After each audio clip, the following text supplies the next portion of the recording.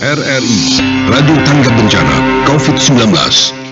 Baik, Assalamualaikum warahmatullahi wabarakatuh. Selamat pagi pendengar dan penonton dari net dimanapun Anda berada. Pagi hari ini di akhir pekan kembali dialog lintas pagi Toli Toli Buol dan Parigi Motong Sabtu 25 September 2021 menjumpai Anda semuanya. Di pagi hari ini kita coba berbincang satu topik, yakni sudah sejahterakah petani. Seperti yang kita ketahui bersama bahwa pada tanggal 24 September setiap tahunnya itu diperingati sebagai Hari Tani Nasional. Dan ini merupakan momen penting bagi seluruh masyarakat Indonesia, termasuk seluruh petani kita yang ada di wilayah Kabupaten Toli Toli. Terkait dengan topik tersebut, sudah sejahterakah petani? Kita sudah terhubung dengan narasumber melalui via telepon. Ada Bapak Anas, petani yang ada di Kecamatan Dondo. Assalamualaikum Pak Anas. Waalaikumsalam, Bung. Iya, dengan Ahmad Mukadas di studio Pak Anas. Oke, selamat pagi, Bung. Pagi. Kabarnya sehat pagi hari ini ya? Alhamdulillah. Alhamdulillah. Iya, baik. Kita juga bersama dengan Pak Agus Jainuddin, pengamat pelaku usaha pertanian. Assalamualaikum Pak Agus. Ya, Assalamualaikum Pak Agus. Ya, mohon mic di-on-kan mic-nya Pak, supaya kami bisa mendengar dengan jelas suaranya Pak Agus dari studio. Ya, sebelum ke Pak Agus, saya ke Pak Anas dulu lebih awal kalau begitu. Pak Anas. Iya, Bung. Iya, Pak Anas, seperti yang kita ketahui bersama bahwa kemarin merupakan peringatan Hari Tani Nasional yang jatuh setiap tanggal 24 September. Dari Hari Tani Nasional tersebut dan dikaitkan dengan kondisi yang ada saat ini, utamanya kondisi pertanian kita, seperti apa sebenarnya lebih awal Pak Anas melihat ini? Iya, Assalamualaikum warahmatullahi wabarakatuh. Selamat pagi. Sebelumnya, saya ingin mengucapkan kepada seluruh petani yang ada di Kabupaten Toli Toli, selamat Hari Tani Nasional ke-61. Sebelum daripada itu, saya ingin menyapa dulu para narasumber yang hadir. Assalamualaikum dan selamat pagi. Dan pendengar setia Radio Republik Indonesia Kabupaten Toli Toli, RRI Kabupaten Toli Toli. Dan selamat pagi. Sebelum daripada itu, saya perkenalkan diri dulu. Saya Nasaruddin Anas. Saya adalah seorang petani yang ada di Kecamatan Dondo dan juga salah satu penggerak yang menyuarakan aspirasi persoalan pertanian yang ada di Kecamatan Dondo, Kabupaten Toli Toli. Di samping dari itu, latar belakang saya juga tergabung dalam partai politik, yaitu Partai.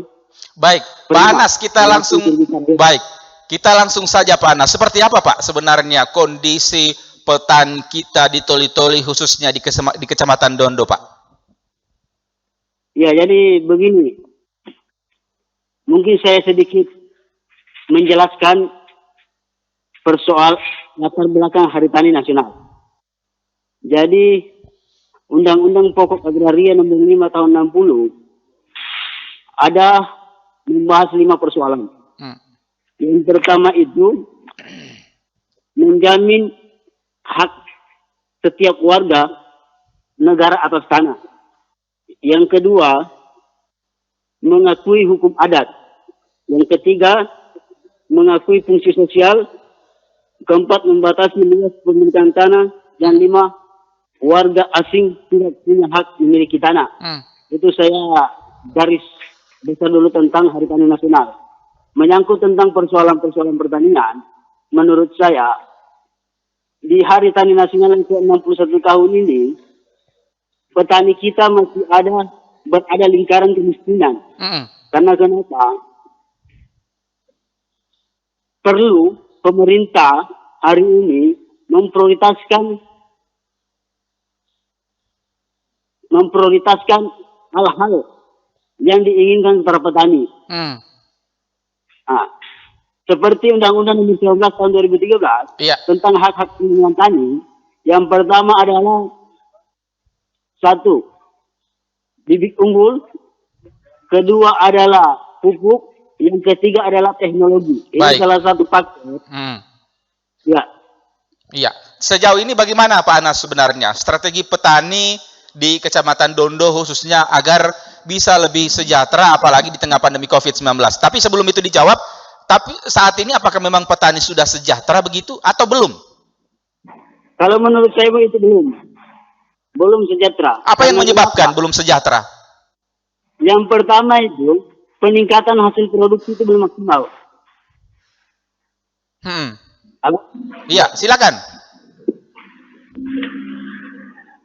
Halo? Ya, silakan Pak Anas. Ya, yang pertama itu peningkatan produksi belum maksimal diakibatkan oleh, menurut saya itu pengolahan lahan seperti pemakaian pupuk yang selama ini yang belum sesuai dengan kebutuhan lahan yang ada. Iya.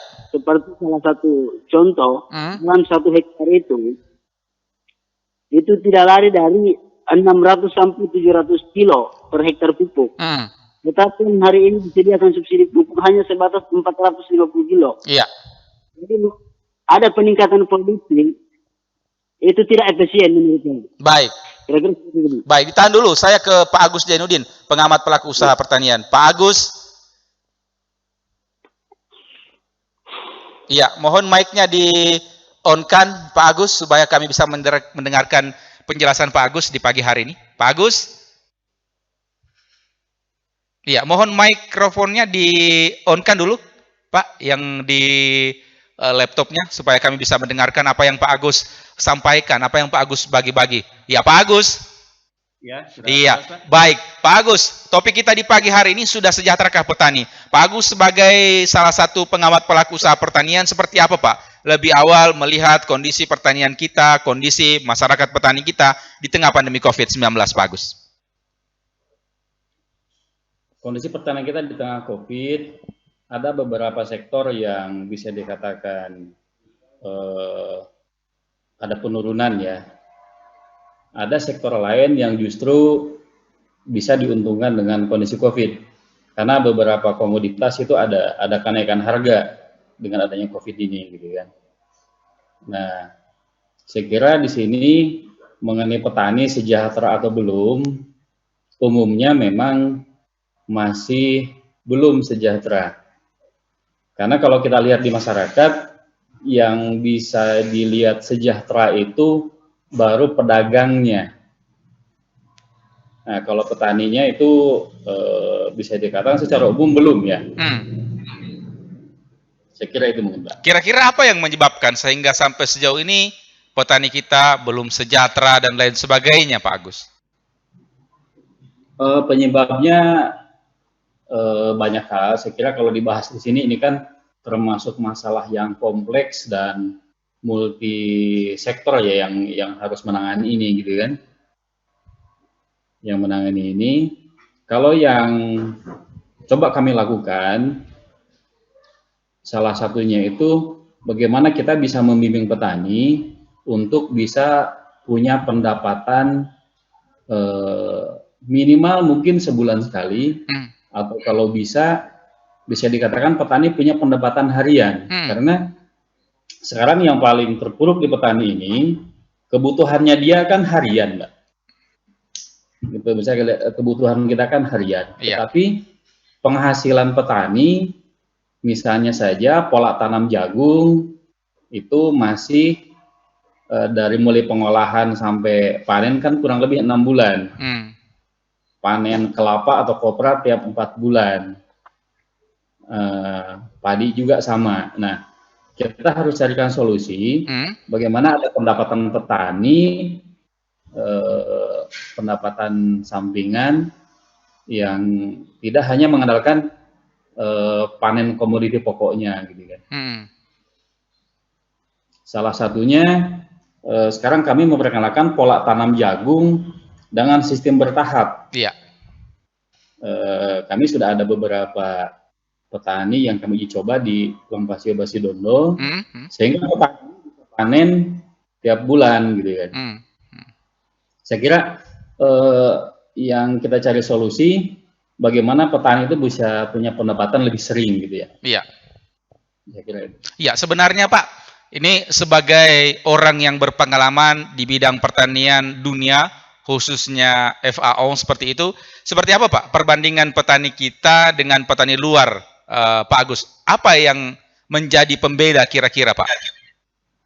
Salah satunya kalau kita lihat negara tetangga seperti Australia atau New Zealand gitu ya, kalau yang lumayan dekat, untuk hasil panen atau pemasaran itu di sana yang menentukan adalah asosiasi. Jadi asosiasi ini menghitung berapa HPP atau harga modalnya petani. Setelah itu dia menentukan harga jual. Baik. Di sana tidak bisa petani atau pedagang itu mengambil hasil langsung ke petani, tapi kepada misalnya kalau kita beli ke sana kacang hijau atau misalnya saja kedelai itu harus lewat asosiasi dan harga sumbernya itu dari asosiasi. Yang kedua di pasar, kalau pasar-pasar mungkin yang paling dekat kita lihat di Malaysia atau mungkin di Vietnam gitu ya. Di pasar itu memang ada petugas kontrol yang mengontrol sayuran atau buah-buahan yang masuk, baik standar kualitas atau apa. Ini yang di Indonesia belum ada, karena kalau di Indonesia kalau kita masuk pasar biasanya yang langsung datang itu preman atau para makelar gitu kan, biasanya seperti itu. Kalau di negara luar itu biasanya itu petugas yang mengontrol, ada petugas memang di sana yang otoritas yang menangani. Baik, ditahan dulu Pak Agus informasinya. Saya ke Pak Jami Yusuf, Wakil Ketua DPRD Kabupaten Tolu-Toli. Assalamualaikum Pak Jami.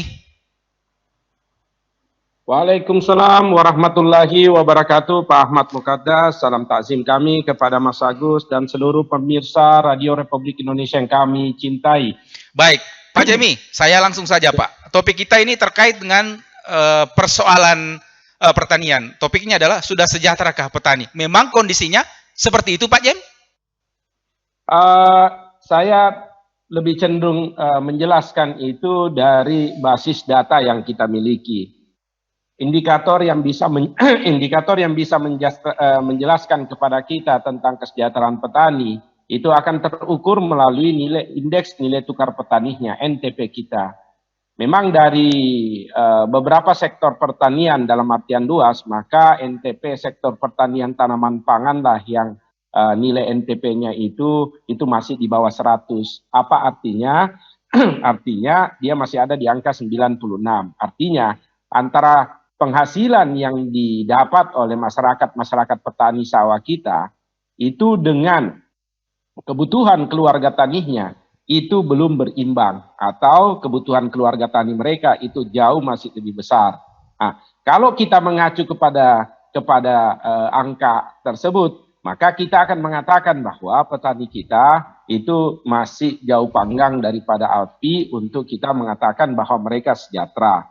Yang kedua, yang bisa mungkin menjelaskan kepada kita adalah bagaimana sebenarnya pemerintah baik di tingkat pusat, provinsi maupun kabupaten kota itu menerjemahkan dengan baik itu Undang-Undang Nomor 19 tahun 2013. Berkenaan dengan apa? Berkenaan dengan peningkatan kesejahteraan petani, perlindungan petani dan peningkatan kesejahteraan taninya. Artinya undang-undang tersebut ada kata perlindungan, artinya kehadiran pemerintah untuk memberikan perlindungan dan pemberdayaan bagaimana upaya pemerintah untuk bisa terus meningkatkan kesejahteraan petani kita. Nah, kalau kita melihat dari undang-undang tersebut, maka saya membuka data yang berkenaan dengan pembiayaan sektor pertanian. Jadi tadi nilai pertama itu ada nilai ukuran dari NTP kita, indikator yang menunjukkan indikator tentang tingkat kesejahteraan. Yang kedua saya akan menyampaikan tentang bagaimana sebenarnya pembiayaan sektor pertanian kita. Kalau kita melihat dari serapan misalnya KUR, kredit usaha rakyat sebagai indikator pembiayaan sektor pertanian misalnya, maka kita akan miris melihatnya. Menurut kami di situ ada ketidakadilan. Ketidakadilan karena apa? Karena kontribusi sektor pertanian di dalam PDRB Kabupaten Toli-Toli itu cukup signifikan. Dari 5,8 triliun PDRB kita, sumbangan dari sektor pertanian dalam artian luas ya Pak Ahmad Mufaddas, yaitu adalah petani, peternak, pekebun dan nelayan. Kita himpun uang yang berasal dari sektor tersebut, maka ada di angka 3,3 triliun. Artinya 40% lebih itu adalah sumbangan dari sektor pertanian. Tetapi menjadi ironis ketika kita buka data, ternyata dukungan pembiayaan untuk sektor pertanian dan UKM kita ini itu sangat lemah. Itu hanya ada di angka 2% saja, di bawah 2%. Artinya apa? Ada ketidakberpihakan, ada ketidakadilan itu di dalam pembiayaan untuk sektor pertanian kita. Kontribusi kita begitu besar, ada di angka 3,3 triliun.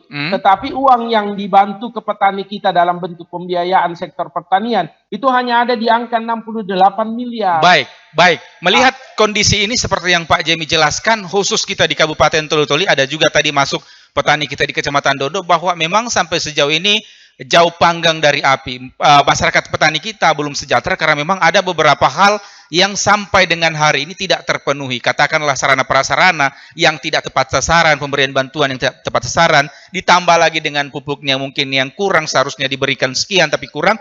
Bagaimana Pak dari DPRD Kabupaten Toli-Toli mengawal kondisi ini agar petani kita ya bisa dikata sejahtera, Pak Jemi? Ya. Kalau kita bicara tentang dukungan pemerintah, memang kita lihat saat ini ada beberapa contoh. Saya lebih cenderung ini kita bicara kasus yang kami temukan sebagai fungsi-fungsi pengawasan kami di lapangan.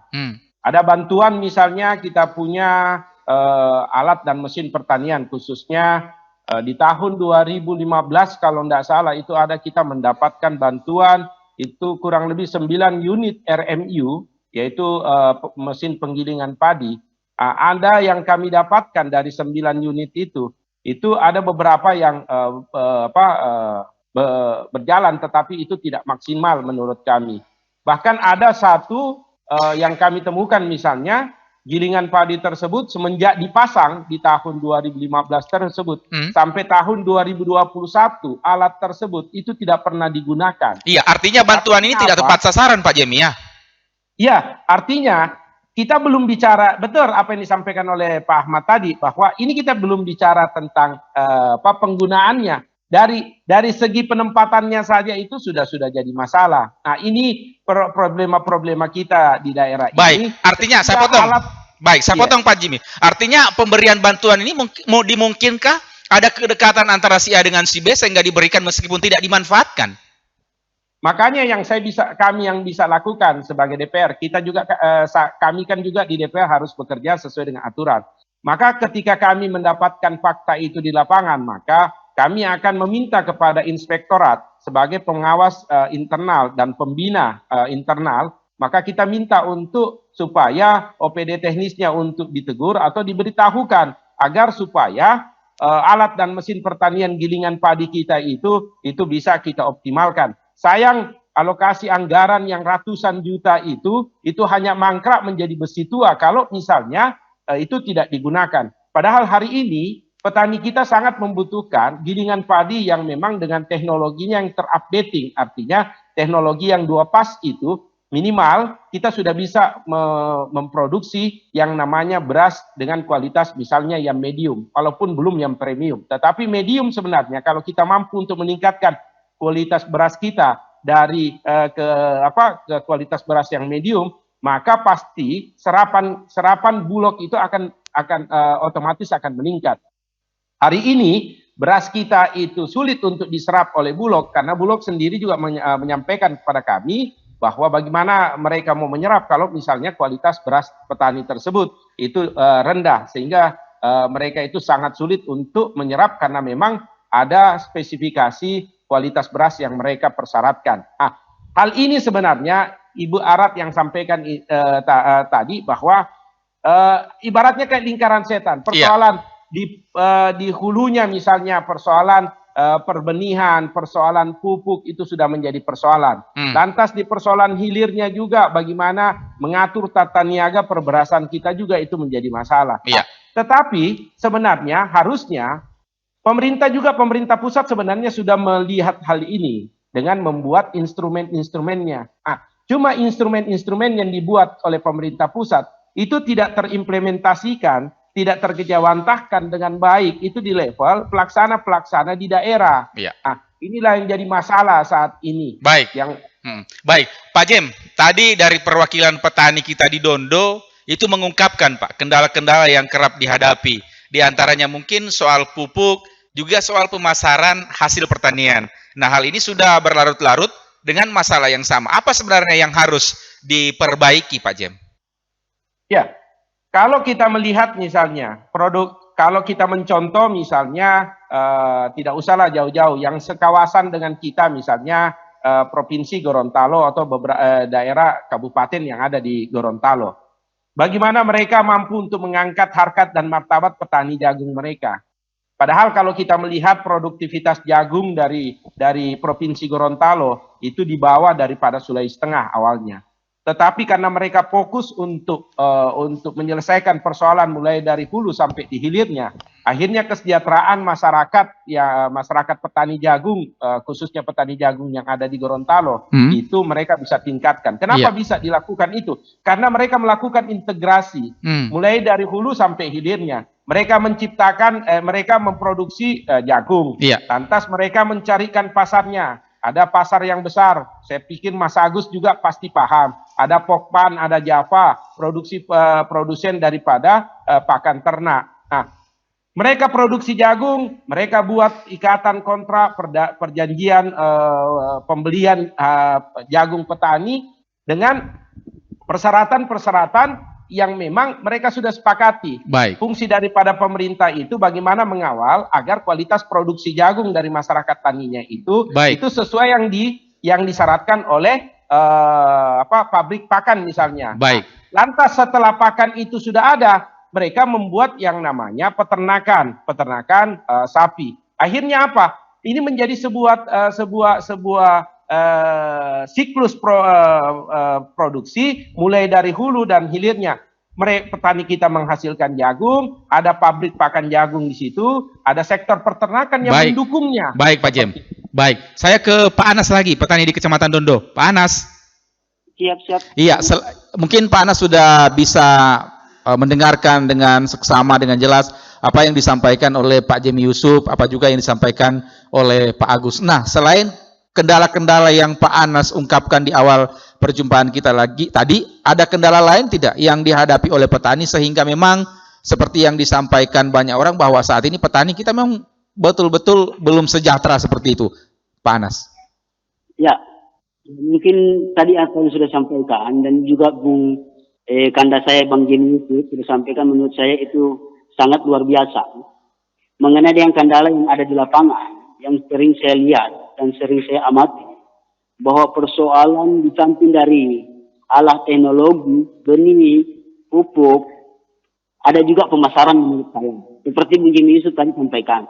Tetapi ada hal yang lebih prioritas menurut saya, yang dalam hal ini, di mana negara telah mengatur bahwa dibentuknya badan urusan logistik atau bulog, yang menurut saya hari ini tidak ada hadir di tengah petani kita yang ada di Kabupaten Toli-Toli, khususnya di Kecamatan Dondo. Contoh kasus saja yang terjadi kemarin pada saat di bulan Ramadan, kita memproduksi beras atau panen raya pada saat itu dengan harga petani jual pada tengkulak dengan harga 350.000 per 50 kilo.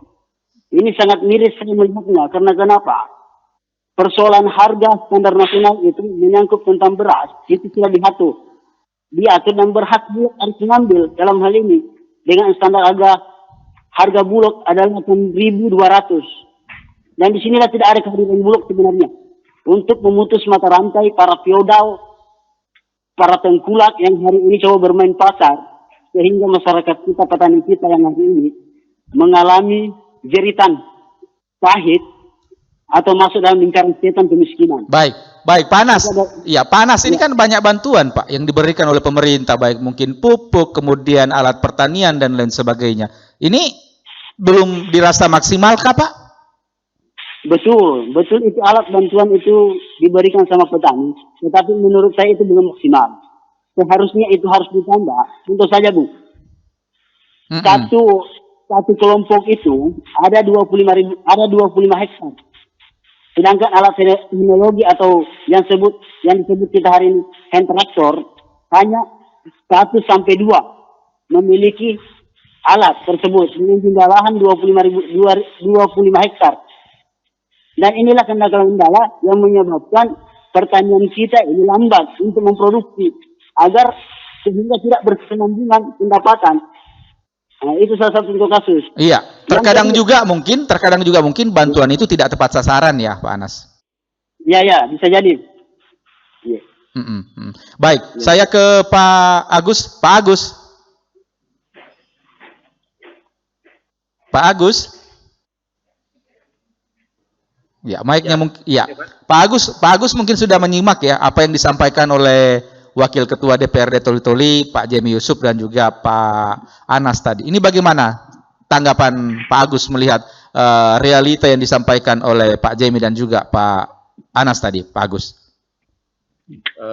Untuk solusinya saya kira yang bisa dilakukan untuk persiapan tahun depan ya kira-kira mungkin yang pertama ini kita mungkin butuh keseriusan yang lebih serius mungkin dari pemerintah kita di sini. Sekarang yang jadi andalan misalnya salah satunya bagaimana kita seperti yang Pak Jemi Yusuf sampaikan, Kanda Jemi Yusuf itu untuk bisa bantu petani jagung, Java atau Komfit bisa hadir di Toli-Toli karena kami juga sekarang kalau untuk pemasaran jagung masih tujuannya 2 gitu kan. Saya sendiri kalau jual jagung yang dari petani itu kalau tidak ke Gorontalo itu ya ke Surabaya gitu kan. Kalau misalnya Javanya bisa hadir di Toli-Toli, kenapa Bual bisa hadirkan? Saya kira Toli-Toli juga bisa gitu kan.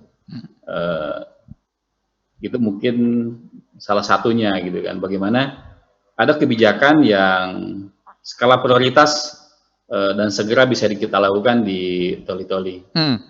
Baik, kalau kita mengetahui juga Pak Agus ini kan pernah berkecimpung di salah satu organisasi di bawah Perserikatan Bangsa-Bangsa PBB, yakni di FAO seperti itu. Nah, kalau melihat realita yang ada di wilayah Kabupaten Toli-Toli, bagaimana Pak andil atau peran pemerintah di luar negeri Pak dalam mendukung keberhasilan petani? Mungkinkah ini bisa menjadi perbandingan Pak untuk kita terapkan ke petani kita di Toli-Toli khususnya Pak Agus? Iya, proses terbangunnya negara mungkin di negara lain dengan kita mungkin ada perbedaan, termasuk proses demokrasi itu pemilu juga mungkin ada perbedaan. Saya kira kita punya ciri khas tersendiri, tinggal kita bagaimana sekarang bisa fokus baik mungkin dari pihak swasta, pihak pemerintah juga di legislatif untuk bisa menghadirkan suatu kebijakan yang memang betul-betul berpihak kepada petani.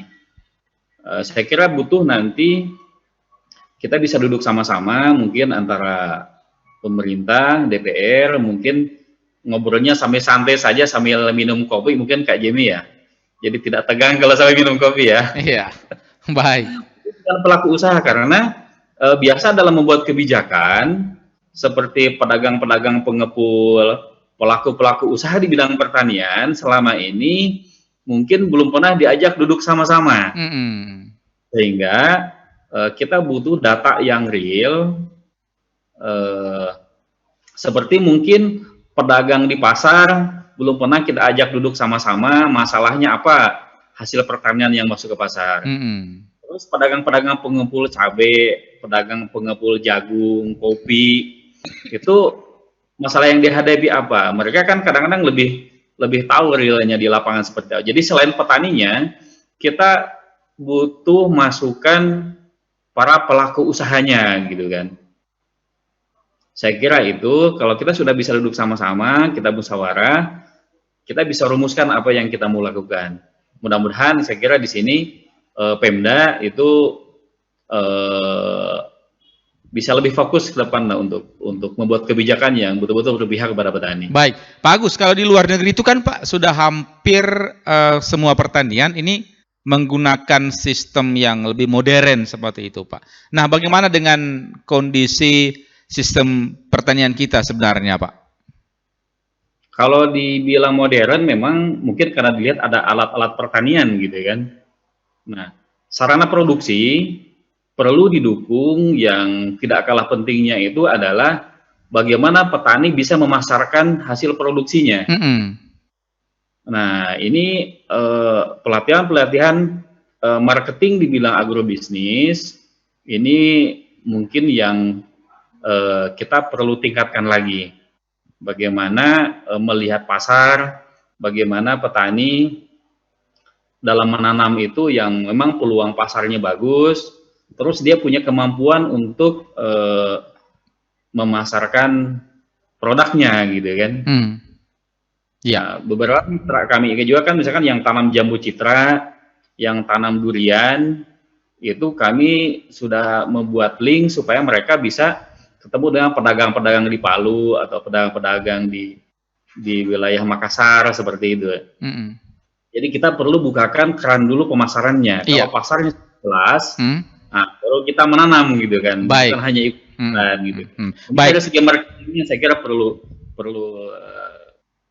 ada pembenahan. Baik, ditahan dulu informasinya Pak Agus. Pendengar dan penonton RRI.net dimanapun Anda berada, di 0852 4248 6001 Anda kami undang untuk beratensi, berpartisipasi pada pagi hari ini. Bisa berbincang dengan 3 narasumber kami. Ada Pak Agus, kemudian ada juga Pak Jemi Yusuf, dan juga ada Pak Anas, petani di Kecamatan Dondo. Anda dapat memberikan saran, masukan, kritikan yang bersifat membangun tentunya bagi dunia pertanian kita dan juga tentunya petani agar dapat sejahtera. Iya, ada Pak Anwar di Toli-Toli. Silakan Pak Anwar.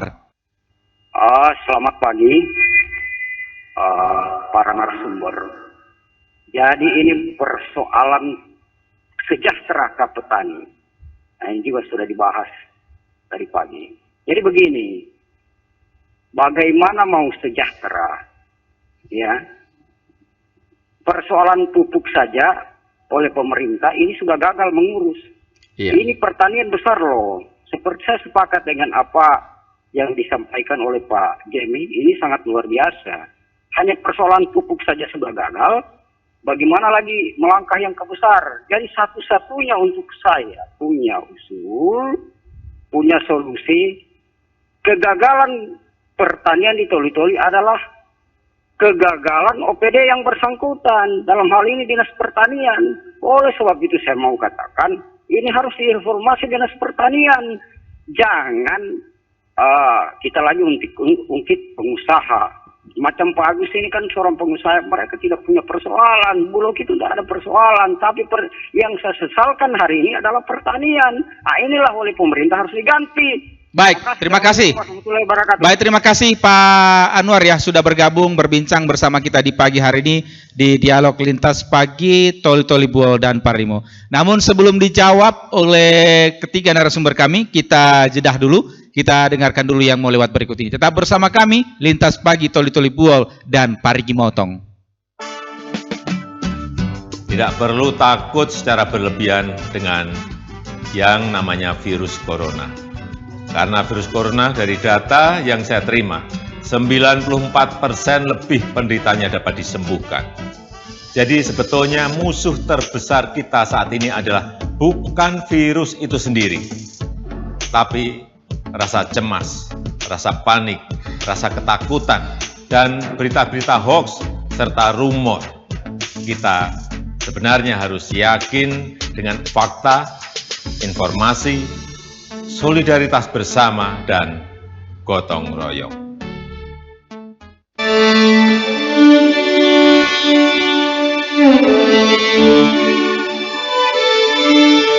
Persatuan Indonesia adalah bunyi sila ketiga dari Pancasila.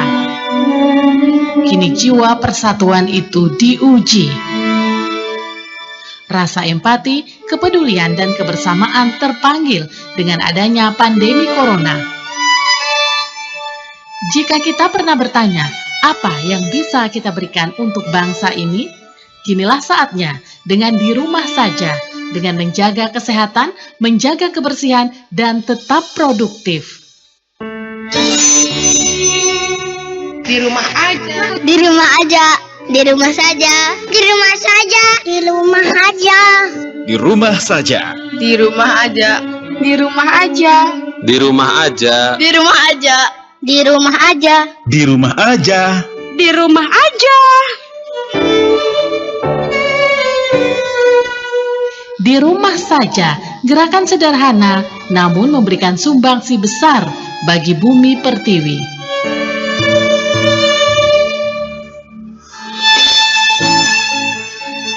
Segenap elemen bangsa, bersama kita lawan dan putus mata rantai penyebaran virus corona COVID-19 dengan Persatuan Indonesia.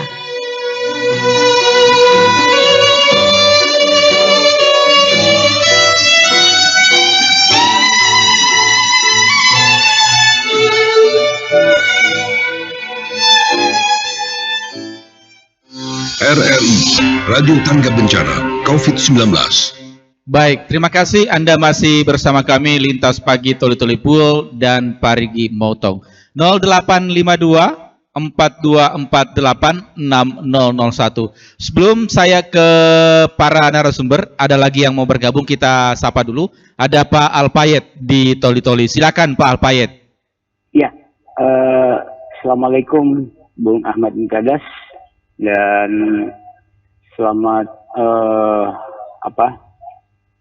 kepada beberapa narasumber anggota Dewan kita, Bapak Jamie Yusuf, dan pengusaha kita Bapak Agus, dan petani kita yang sukses di Dondo. Sebenarnya kami masyarakat Toli-Toli ingin mendengarkan juga dari unsur pemerintah, dalam hal ini instansi terkait Dinas Pertanian dan Tanaman Hortikultura. Kami juga ingin berkeluh kesah kepada instansi ini, karena sebagaimana yang disampaikan penelpon sebelumnya, bahwa memang mohon maaf sekali, sebab kami melihat instansi tanaman pertanian dibanding dengan beberapa tahun lalu begitu bersahabat dengan petani, tapi sekarang ini tanda kutip barangkali Bung Ahmad, yang barangkali yang perlu kita masyarakat Toli-Toli ini, sebenarnya yang kita memprioritaskan ini tanaman apa dulu? Karena kan kita kan sudah ada cengkeh sebagai andalan kita, terus ada lagi tanaman porang yang mau dibanggakan sekarang. Saya kira barangkali perlu ada pembagian, katakanlah di wilayah kecamatan A khususnya tanaman ini, wilayah kecamatan B tanaman ini yang diprioritaskan. Saya kira barangkali Bapak anggota Dewan kita bisa melihat daripada kondisi animo masyarakat. Jangan sampai nanti terlalu menggebu-gebu ini terlupakan yang ingin diprioritaskan. Saya kira demikian saja. Baik. Baik, terima kasih Pak Alpayet di Toli-Toli sudah bergabung. Saya langsung saja ke Pak Jamie Yusuf, Wakil Ketua DPRD Toli-Toli. Pak Jamie. Iya. Iya, ada dua. Iya, ada dua penelpon kita. Ada Pak Anwar, ada Pak Alpayet. Pak Jamie sudah juga menyimak. Silakan ditanggapi, Pak.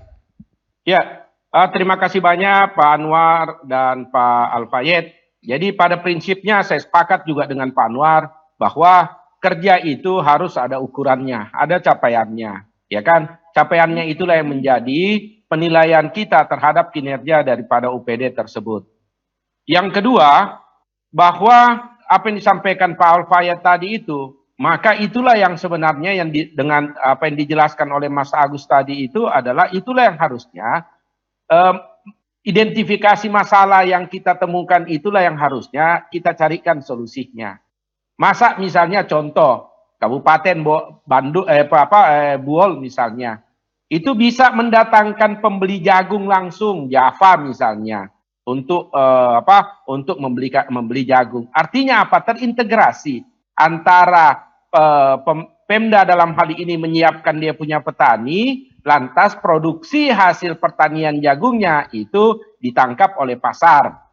Tadi sudah jelas yang disampaikan oleh Mas Agus. Bahkan kalau Mas Agus sudah menyampaikan bahwa saya kalau jual jagung, kalau tidak jual ke Buol, itu saya jual ke Surabaya. Nah, kita ini punya potensi, kita didukung oleh beberapa pelabuhan yang ada yang di Malala, ada yang di Tanjung Batu, Ferry, ada yang di Labuan Dede. Tetapi kita belum mampu untuk mengeluarkan produk-produk pertanian kita yang punya nilai ekonomis tinggi untuk bisa kita pasarkan untuk pasaran yang lebih luas. Iya. Nah, identifikasi masalahnya sebenarnya itu sudah jelas, tetapi kita tidak mampu untuk menerjemahkan itu dengan baik. Seperti misalnya tadi yang saya integrasikan misalnya agropolitan jagung yang ada di Provinsi Gorontalo. Iya. Bagaimana mereka mampu mengintegrasikan antara petani jagung, lantas produsen makanan ternak dengan peternak mereka. Sehingga ini menjadi terintegrasi menjadi satu kesatuan, akhirnya mampu untuk membangkitkan ekonominya. Baik. Kita toli-toli ini, kita punya komoditas apa yang disampaikan tadi Pak Alfayet. Iya. Kita punya cengkeh, kita punya luas tanaman cengkeh itu 10% dari luas wilayah kita, ada di angka 37.000 hektar. Iya. Produksi cengkeh kita ada di angka 9.000 ton. Kalau itu kita kali dengan harga 100.000 saja, maka itu ada di angka kurang lebih hampir 1 triliun uang yang disumbangkan oleh sektor pertanian tanaman cengkeh. Baik. Mestinya pemerintah melihat ini untuk bagaimana meningkatkan kesejahteraan petani cengkeh kita dengan mencari pasarnya, olahannya, kerjasama misalnya dengan pabrik-pabrik membuat apa yang seperti ini dilakukan oleh pemerintah Buol untuk mengundang misalnya para pembeli pabrik rokok tersebut untuk bisa masuk ke daerah kita sehingga harga cengkeh kita itu terkontrol. Baik, ditahan dulu Pak Jem.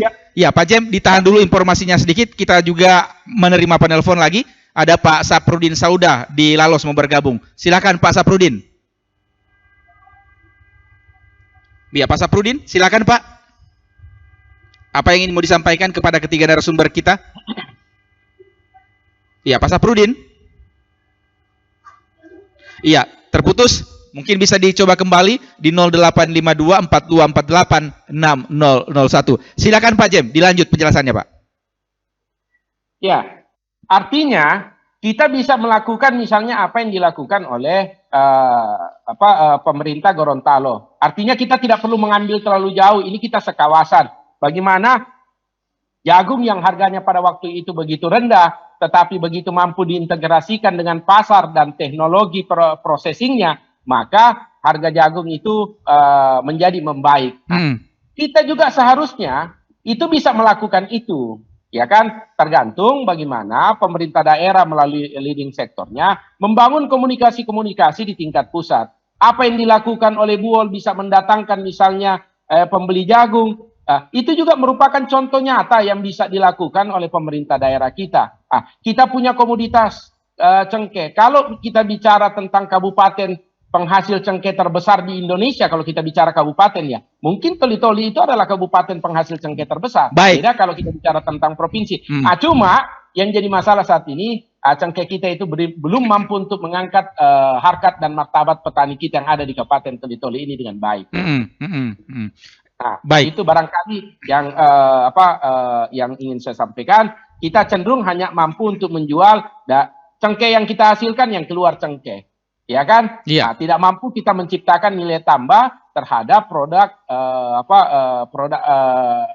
yang begitu besar, hampir 10% lahan yang ada di Kabupaten Toli-Toli ini itu adalah lahan pertanian cengkeh. Ada 37.000 hektar kita punya. Iya. Lebih luas dari perkebunan sawit yang ada di Mamuju, yang ada di Buol. Tetapi kita belum mampu untuk meningkatkan kesejahteraan itu karena kita tidak mampu untuk membuat terobosan-terobosannya.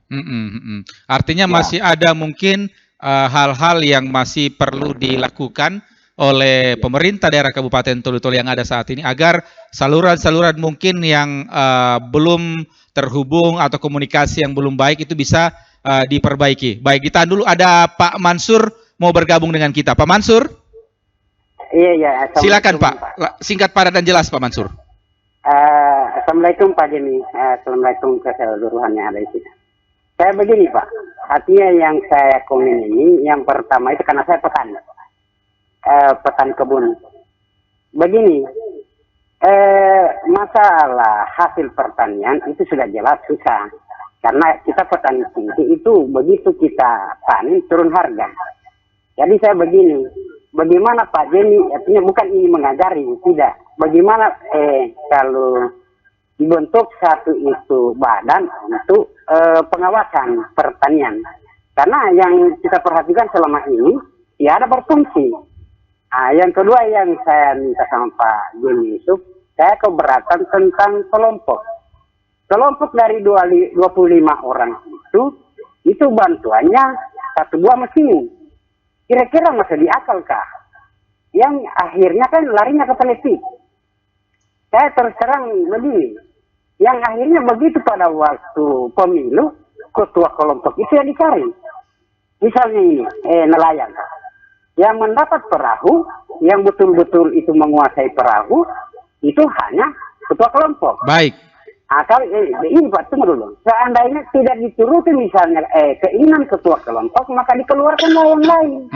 Jadi saya rasa seperti itu Pak. Dan satu lagi Pak, kalau bisa bentuk satu koperasi desa yang bisa menampung itu misalnya kredit desa atau masyarakat desa. Baik Pak Mansur.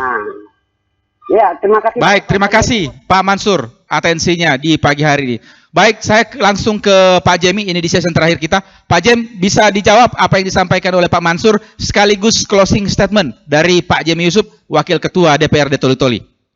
Ya, terima kasih banyak Pak Ahmad Mukadas. Jadi apa yang disampaikan oleh Pak Mansur itu realita kita. Benar yang disampaikan. Bagaimana susahnya petani kita untuk hanya sekedar untuk mendapatkan pupuk. Bahkan fakta yang di lapangan saya dapatkan ketika masuk di musim tanam Okmar, Oktober-Maret, itu petani kita sudah menanam padinya itu 40-50 hari, 40 hari, itu pupuk belum ada di lapangan. Nah ini juga menjadi problema. Jadi bagaimana mungkin kita mampu meningkatkan produksi dan produktivitas pertanian kita kalau misalnya persoalan ketersediaan pupuk saja itu tidak tepat waktu. Kita belum bicara tidak tepat dosis atau tidak ketercukupan jumlahnya. Yang kedua, sinyal yang sebenarnya yang disampaikan, kita selalu mendengarkan bahwa Toli-Toli ini kita desain sebagai daerah penyangga pangan untuk wilayah Kalimantan. Tetapi turunan dari kebijakan itu yang hari ini tidak terimplementasikan dengan baik. Contoh yang paling sederhana, coba Pak Ahmad Mukadas dan seluruh masyarakat perhatikan dengan baik. Ketika misalnya aktivitas pelabuhan feri kita itu lalu lintas kapal itu lancar, maka pasti harga komoditas di daerah kita itu akan membaik. Contoh misalnya kayak gula merah. Kalau tidak ada kapal feri yang melayani rute ke Tarakan sana, pasti harga gula merah kita itu pasti akan anjlok atau turun.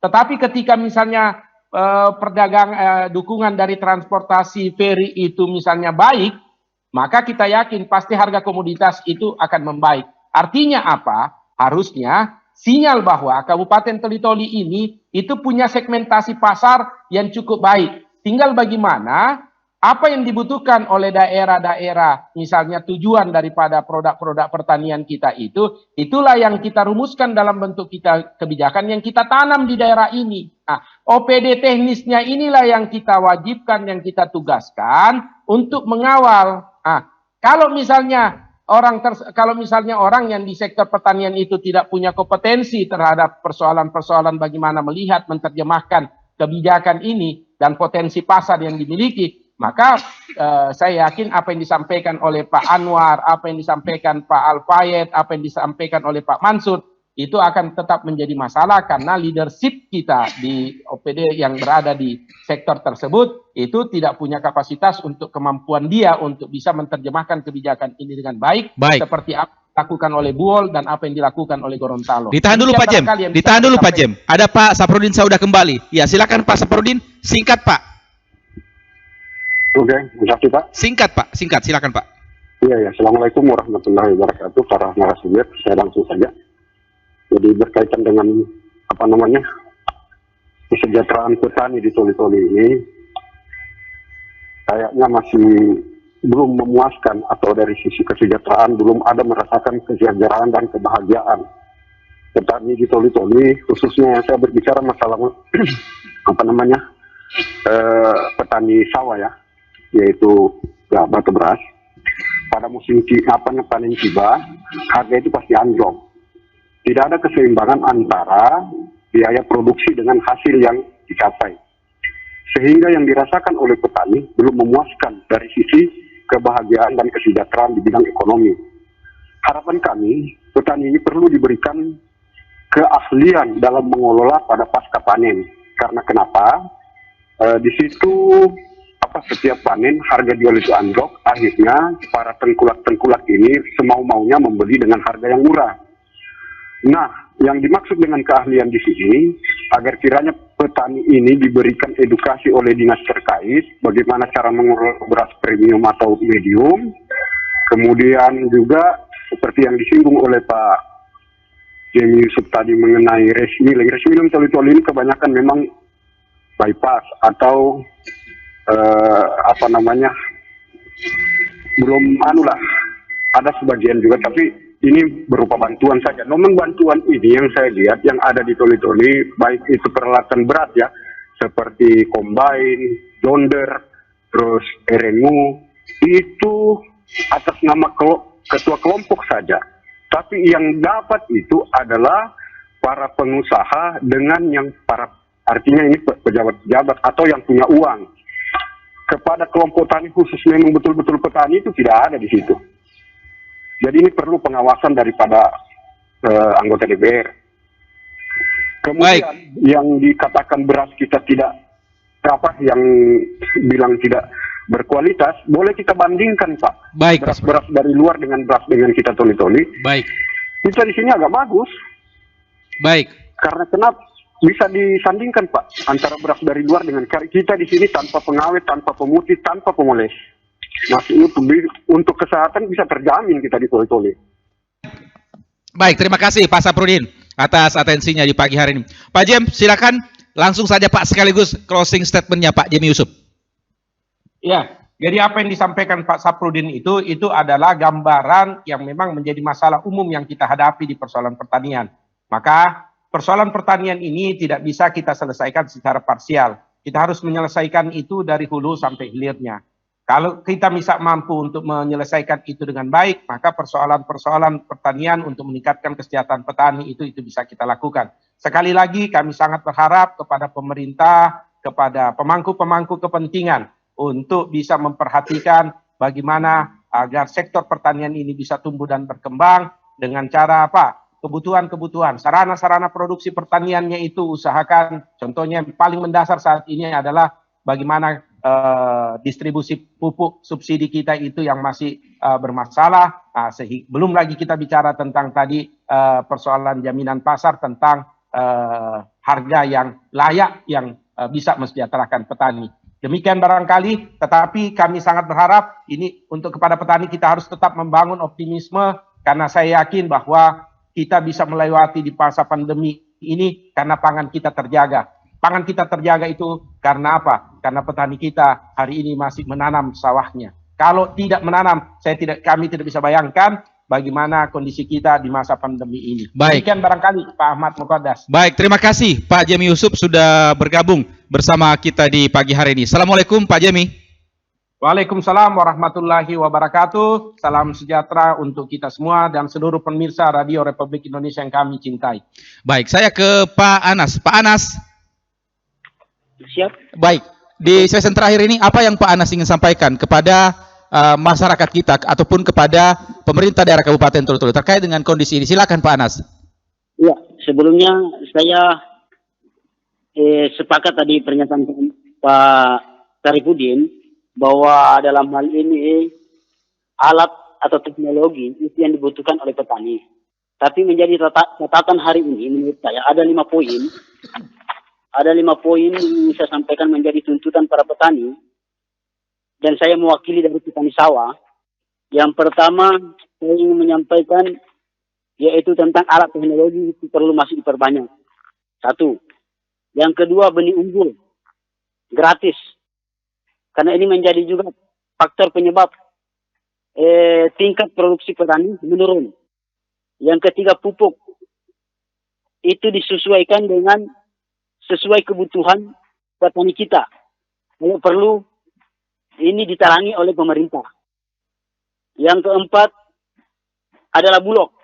Nah, ini menjadi catatan penting bagi Bulog dan juga masukan kepada anggota DPR sebagai pengawas dan pemerintah sebagai mitra kerja daripada Bulog, bahwa Dondo merupakan salah satu kecamatan yang memiliki luas area kedua terbesar daripada Galang. Yang menjadi catatan hari ini bahwa Bulog gudang itu hanya berada di daerah Dampau Selatan, Galang, dan di kota. Dan kami Kecamatan Dondo membutuhkan gudang agar supaya Bulog langsung turun langsung ke petani untuk menyerap hasil produksi para petani. Ketika ada produksi melebihi daripada kapasitas otomatis harga ini akan menurun. Baik. Nah disitulah hatinya Bulog. Itu satu. Yang terakhir adalah 100% dari 80% petani kita adalah penggarap. Dan disinilah pemerintah harus pikirkan membuka lahan sesuai dengan amanah Undang-Undang Nomor 5 tahun 1960 Agraria, bahwa pemerintah berhak memberikan atas jaminan tanah terhadap petani. Baik. Ya. Baik, terima kasih. Ya, baik. Terima kasih Pak Anas sudah bergabung di kesempatan kali ini. Semoga bermanfaat tentunya apa yang Pak Anas sampaikan. Saya ke Pak Agus. Pak Agus. Iya, Pak. Ya, ini berbicara persoalan pertanian di Indonesia yang notabene memiliki persoalan yang kompleks seperti itu, Pak Agus. Nah, apa sebenarnya, Pak, yang harus dibenahi untuk peningkatan sektor pertanian kita? Paling tidak ada peningkatan taraf kesejahteraan bagi petani. Sekaligus closing statement dari Pak Agus. Silakan. Saya kira untuk kita semua, kita harus fokus apakah petaninya, pedagangnya, mungkin pemerintahnya, fokus ke sektor apa yang paling berpeluang. Jadi bukan hanya pemerintahnya, saya kira. Kita semua yang pelaku usaha pertanian itu bisa fokus dan sekecil apapun segera dimulai gitu. Tidak hanya perencanaan. Selanjutnya mungkin untuk lokal toli-toli, khusus mungkin ke Pak Anas, salam saya untuk daerah Dondo, untuk pupuk bersubsidi di daerah Dondo ini setiap tahun serapannya masih sangat kecil dibandingkan dengan alokasi. Jadi alokasi luasan wilayah Dondo itu nomor 2 setelah Galang, tetapi sampai tahun ini, mungkin saya sebagai distributor pupuk subsidi, itu serapan pupuk di Kecamatan Dondo berbanding alokasi itu serapannya masih kecil, sehingga biasanya jatah Dondo itu nanti akan direalokasi atau ditarik ke kecamatan lain. Nah, mudah-mudahan saya mungkin masalahnya apa di bawah, di sana mungkin ke depan mudah-mudahan bisa dibenahi. Saya kira mungkin statement dari saya, pasti kita bisa maju, bisa berkembang dengan niatan yang baik. Kita fokus, apapun peran kita berbuat, dimulai dari sekecil apapun, itu pasti sangat bermanfaat. Itu mungkin dari saya. Baik. Terima kasih Pak Agus sudah berbagi pada kesempatan pagi hari ini di program Dialog Lintas Pagi Toli-Toli Buol dan Parigi Motong. Semoga bermanfaat. Assalamualaikum Pak Agus. Waalaikumsalam warahmatullahi wabarakatuh. Pendengar dimanapun Anda berada, perbincangan kami bersama dengan Pak Agus Jainuddin, pengamat pelaku usaha pertanian, sekaligus mengakhiri dialog lintas pagi Toli-Toli Buol dan Parigi Motong pada kesempatan kali ini. Mewakili kerabat kerja yang bertugas, saya presenter Anda Ahmad Mukadas mengucapkan terima kasih atas perhatian dan kebersamaan Anda. Kita pisah, jumpa kembali di lain waktu dan peristiwa serta topik dan narasumber yang berbeda. Assalamualaikum warahmatullahi wabarakatuh. Selamat pagi, selamat beraktivitas.